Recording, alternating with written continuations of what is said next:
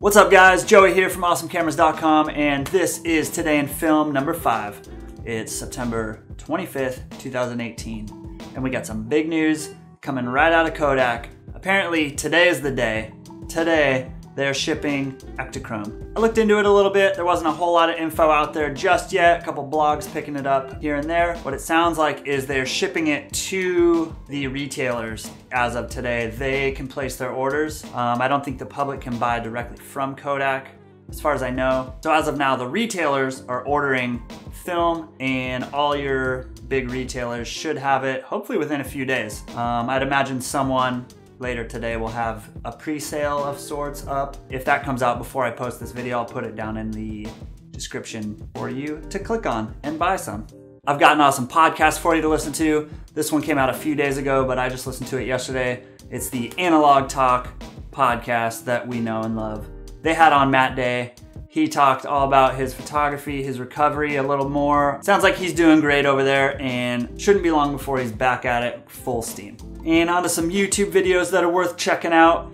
This one, extra awesome. A guy named Calvin Joseph, he emailed me a few days ago telling me that watching these videos Today in Film that I just started within the last couple weeks inspired him to go make his very first YouTube video about film photography. He made a video about his Fuji G690 BLP rangefinder. Definitely go over, subscribe to his channel, give him a thumbs up on that video, and really make him feel welcome here in this awesome community we're building. Glad to see new creators still joining the platform, getting in on it. Love to see some fresh faces out there. Next up, Project 3635 took out a Mamiya 6 folding rangefinder. One of my favorite cameras is a good folding medium format camera, like a Mamiya 6, Zeiss Ikon, those types of cameras.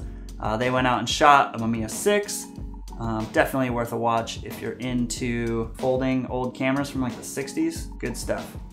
Fleming had a video on his Konica Hexar. He pointed out one cool feature I didn't know about on that camera, which is a silent shutter mode.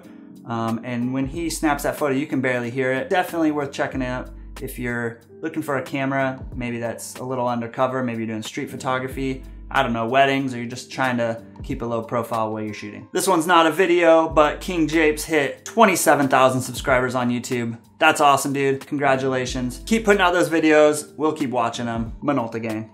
Next up, Willem Verbeeck is back with another video on fashion photography he shot with his RZ67 Portra 400. That's a great watch up on a roof with a model.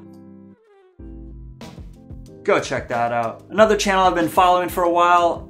Not all their stuff is film related, but it's a couple. Their channel is called Mango Street. They put out some great photography content.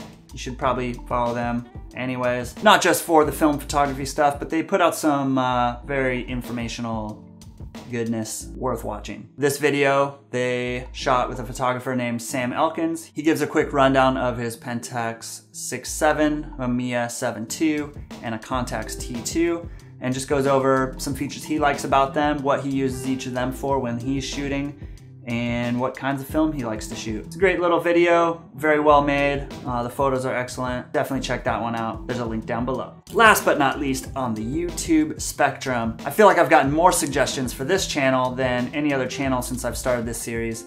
Everyone keeps telling me, you gotta check out Shoot Film Like a Boss.